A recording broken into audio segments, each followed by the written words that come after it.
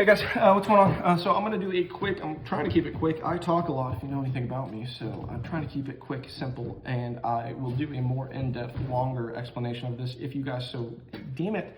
But I got asked for a tabletop view of my AK74 build on one of my other YouTube videos, so I figured I would go ahead and go through and walk through what I did on my AK74 and what I thought about it so far. Again, I don't have a ton of rounds for this, only about 1,000 rounds, but in today's market, I mean, you adjust for inflation, 1,000 rounds is equivalent to 10,000 rounds financially, so therefore it is pretty much adequate for me to do a review, I suppose, right?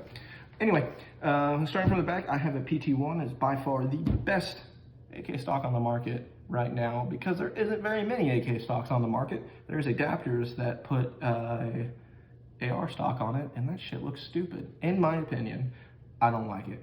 I put a 4.5mm PT1 on here. It's a newer generation. I have the lighter butt pad on here. And one thing I will say, when installing this, is very easy to strip it. I did on the thicker one. Luckily, I don't like the thicker one. But yeah, when you're tightening it, it does not give you any audible or physical feeling of it being tight, and you'll just go right through it. So you're gonna have to take these off no matter what, and you're gonna need to blue Loctite them because, as with everything from Zenetico, the screws will not hold under recoil without some sort of Vibratite or Loctite or some sort of chemical to ensure that they don't come loose. That being said, find it a very excellent and very easy to adjust stock.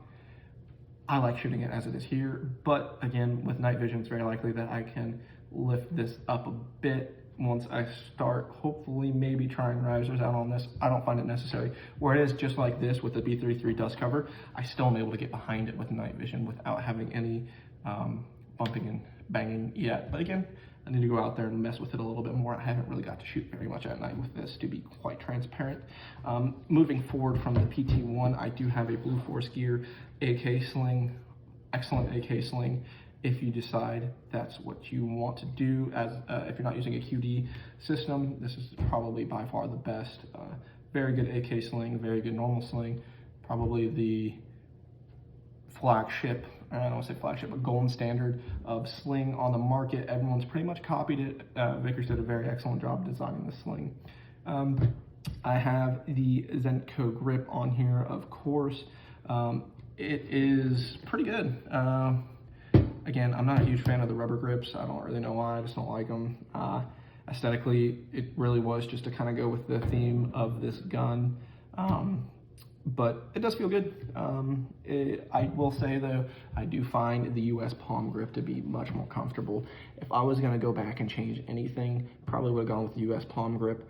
And if on that theme as well, if I was going to have to actually spend money that I cared about on this gun, I suppose I do care about all my money, but if I wasn't gonna go stupid and ball out of control on this rifle, probably would have gone just with a triangle folder. Excellent stock. They're a solid lockup. They're not as comfortable as the PT1, but I mean, you can find them for like under $100 in 4.5mm, and even PSA actually shipped this particular rifle with one. So that's an excellent value, excellent stock, and it's not a AR stock on an AK, which is complete blasphemy, and it looks stupid unless you put an A2 stock on it. A fixed A2 stock. That looks cool. Anyway, moving forward, I have an ALG trigger. I did polish it myself. Excellent trigger. It is not the enhanced, which is hilarious to me because I've never tried the enhanced, but I don't really know how you can get much better on an AK with this. It is excellent. Again, it is clear. But there is, like, I'll show you here. That's the travel. That's the brake. What's cool about the AK is really, if you don't want to spend a ton of money, you can absolutely make an AK. That's the brake. You can make an AK just completely excellent for very little money. If I was going to go into suggesting parts and things that you should do on your AK, you can grab a stock AK from Palmetto State. You don't even need the folder, honestly. You can get a stock AK from Palmetto State 74 or AK-103 would be my recommendation. But again, their GF3s and GF4s are actually pretty good. I've definitely turned around again, this is a whole different video, but Palmetto State, I used to absolutely despise them, and they were the company of pores, but these AKs have definitely turned me around on at least their AK line so far. Anyway, you can get a simple AK and easily change to, even the stock AK grip isn't the best, but for like 20 bucks, you can put a US palm grip on here. 65 bucks, you can get an ALG trigger, and for $100, you can get a Ultimac, and then for another $100 to $120, you can get primary arms red dot, and there you go, boom, bang, bong, and you have a exceptionally good fighting rifle. Whereas with an AR, in my opinion, there's a little bit more that goes into it. You can definitely have a really good fighting rifle, just bare bones, you know, Smith & Wesson or something along those lines, but I think for as much ergonomics that you get out of an AK stock, you can get a lot of really good ergonomic benefits for very little money. For instance, this $65 trigger here almost competes with some of the $250 Geisley triggers I have in my AR. It's just incredible. Even stock, the Palmetto State trigger is excellent as far as stocks are concerned. Getting back to that, the AK100 series or the Triangle Folder is an excellent stock and really doesn't need to be changed. The PT1 is not really a marginal improvement in my opinion, it's just aesthetically a dramatic improvement. Going on to the top, I have a B33 dust cover. Again, I probably wouldn't recommend this. The hinging top cover was really just the culmination of the Zenetico build. If it was me, I'd probably put an RS Regulate or something along those lines.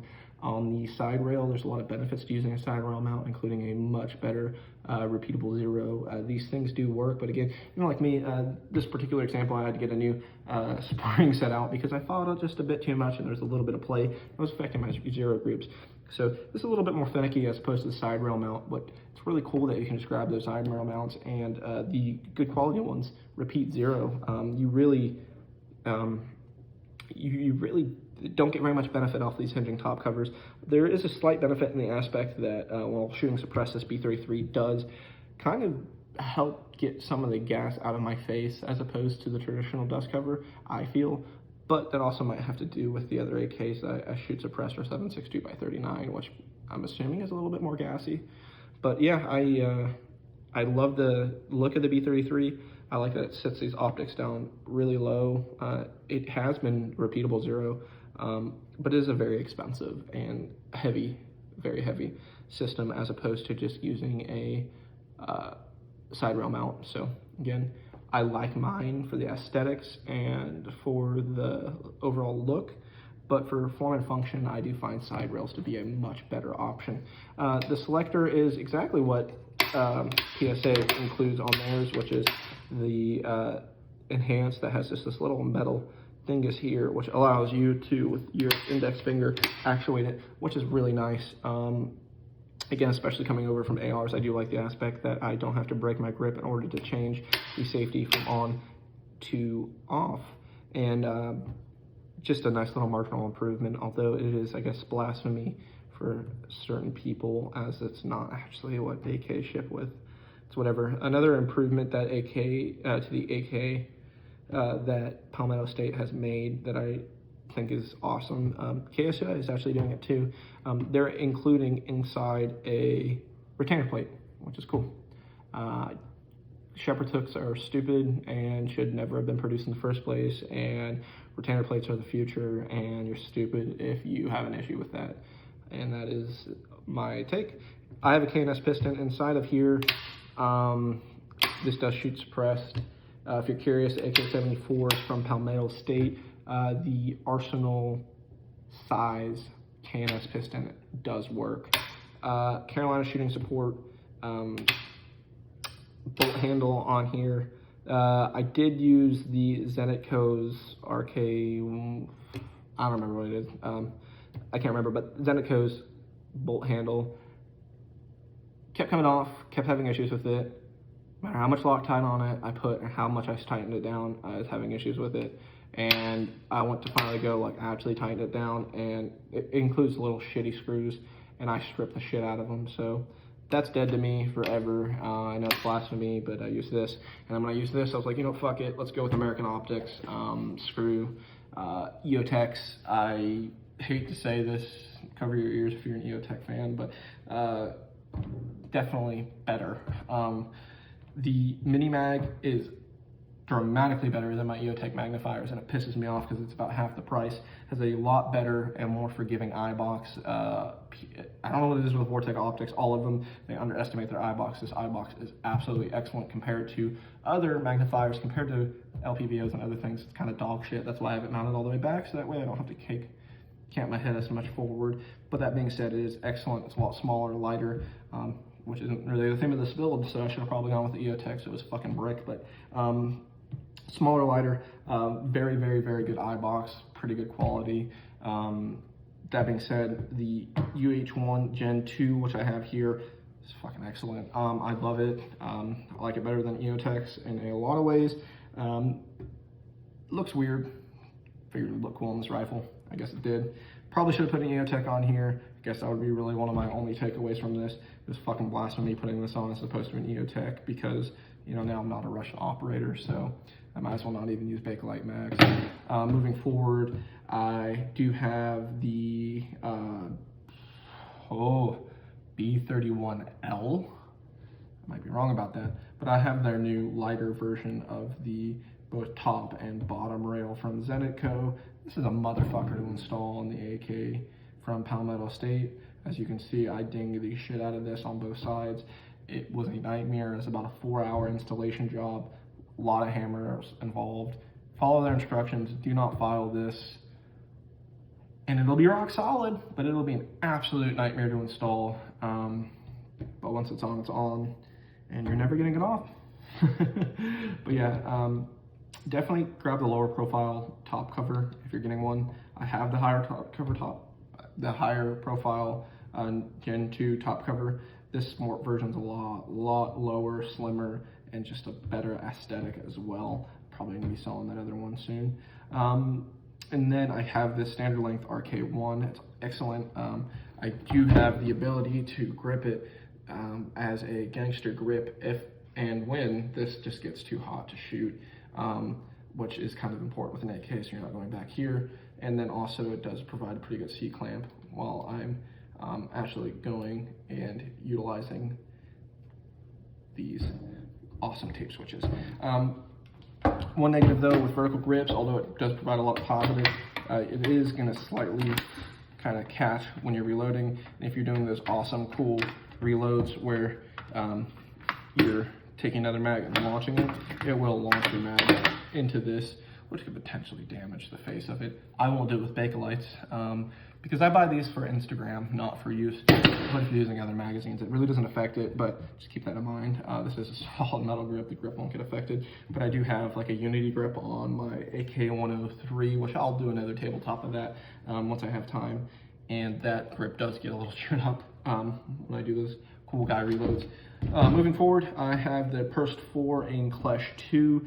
Perst 4 is excellent if you're looking for an IR laser on. Just stop and buy this. Full power. You're not getting that on the American market unless it's stolen and has no warranty. Zenetico does actually provide a warranty. Getting it to Zenetico for warranty though is questionable, and I'll leave it at that. But excellent full power laser. It's not waterproof, it's water resistant. You can't go freaking swimming with this. And if you're gonna do an OTB operation, you probably got Uncle Sam to pay for your shit anyway. But if you're a fat LARPer like I am, the Zenetico product line is phenomenal. Apparently some people had issues with Zero. I have not experienced that yet. But again, I'm gonna move on here and explain why I went with the Klesh 2 as opposed to like a Sharpfire Vampire or something like that. And that's because aesthetics. Really no other reason than that, other than aesthetics and the fact that I could use the dual tape switch, the KV something of another. Yeah, you can Google it. But I really do like the dual tape switch. I find it excellent. Only complaints I have about both of these systems, one, it's kind of wonky. Changing from IR to white light is like this cross safety. It's kind of peculiar. I don't really know what an improvement would be. It's a lot better than the head on a Surefire Vampire, I suppose. It's just kind of weird though. It kind of sticks out a little bit, but I don't know. It's not so much of a complaint as an observation of it's weird. Complaint though I do have with, I have a bunch of Zenetico lasers at this point. I think I have 3, which is fairly expensive. But anyway, my main complaint is I can't disable strobe. I don't fucking want strobe. And if you're going, I also can't disable constant on with the light.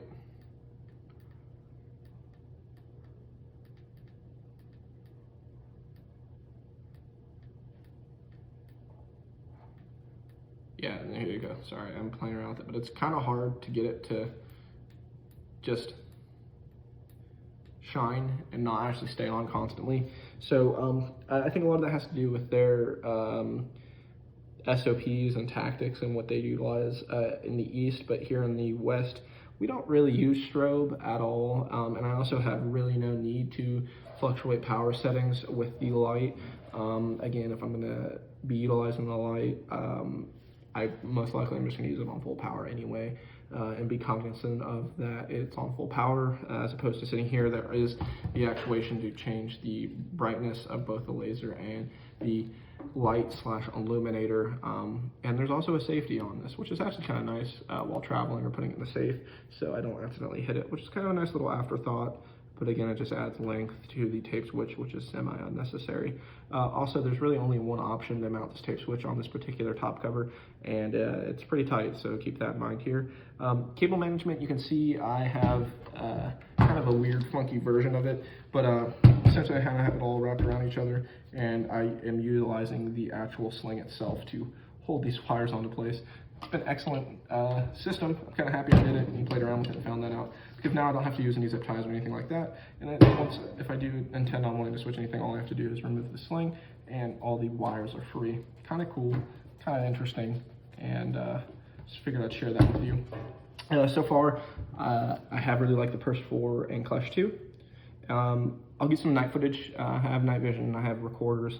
Again, it's just a matter of time, and I'll go out there and show you guys some nighttime footage of shooting this PSA AK74, and I have some other, I've actually had a lot of really cool builds. Maybe I should start doing some more of these tabletops and showing you guys it, and hopefully showing you guys some night shooting and kind of just explaining my ideology behind some of my builds. And tell you what I wasted money on, because pretty much this whole build is a fucking waste of money. We'll get to that at the end here. If you're going to be doing a suppressor on 8Ks and it does have a fine sight block, as opposed to you recutting it and rethreading it, which you probably should do, use the Griffin Armament. I've tried pretty much every other one on the market. The Griffin Armament is much better and is the only one really intended for this purpose of mounting a suppressor. Trust me, you can go on, read forums. If you're going to mount a suppressor to the AK74 or AK103 or pretty much any AK on the market that has a front sight post with threads, use the Griffin Armament, taper mount, buy a bore rod, check the concentricity, don't put it on and go to the range and shoot it. Please, you'll fucking send your can down range. A lot of these things are not concentric, even the American-made rifles. Hi, buddy. And then I just have a dead air mount. I switched all my ASR on all my suppressors over to dead air because the ASR mount is absolute dog shit. Dead air, I don't like their cans as much as I do the SilencerCo cans, but their mounting system alone really would have pushed me over the edge. The ASR mounting system is completely fucking abysmal. I don't recommend it to anyone. It's just garbage, and I would highly recommend that you, if you have it, think about saving up the money and switching to the dead air system. It's so much better. I guess here's just the overview of the rifle, and again, I kind of did a walkthrough of it. I'm going to keep doing reviews of it as I go on and progress and see and notice anything different. But again, if you're going to be buying an AK, I highly don't recommend doing this build. Looks great, shoots completely flat because it's extremely heavy. But overall, if you're buying this as a shooter, not as much as a fun project, to me, I built this because I was kind of curious what it would be like. And now that I know, I love the rifle. I would probably not going to change it ever, and I'm going to own it forever because it's awesome. It looks really cool. That's all that matters. But again, things I would probably recommend not buying and spending your money on. Their handguard system is extremely expensive. I have used the SLR handguard system, much better system. M-LOK, lighter, lower, cheaper, better system. Go with the SLR Rifle Works if you're going to do anything up here. Ultimac is a close second. I do like the option of having M-LOK on the bottom though. And also the Ultimac does clamp onto the barrel whereas the SLR Rifle Works does not, which is kind of a big deal in my opinion. Other things I would change, I would probably do a Perst 3 and a mod light personally.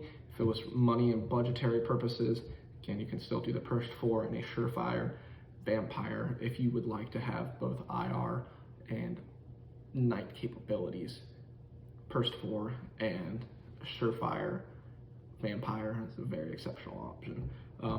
I actually really like this grip. Of everything from Zenetico that I would love to see M-Lock and put on other things, is this grip excellent. I really like the ergonomics of it. Completely overbuilt as everything else with Zenetico is, but it's super cool.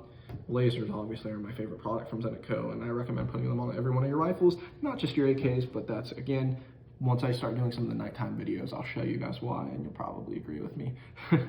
But this is definitely a sleeper. Bolt handle, don't get the Zenetico. And then, yeah, if you have any more questions and kind of want to understand my crazy ideology behind this, let me know. And yeah, let me know if you have any more questions. I'll probably do a tabletop of the AK103 as well. I haven't been asked about it, but I really think it would be a good comparison to kind of explain some of the more simplistic AK builds as opposed to the more complex ones, and also East versus West AK parts, because almost everything on my AK103 is like, I guess you can say, the meta of the Western parts on AKs, and I can kind of explain to you why they're significantly better. But yeah, thank you guys for tuning in, and I appreciate the questions, and I'll try to keep answering them.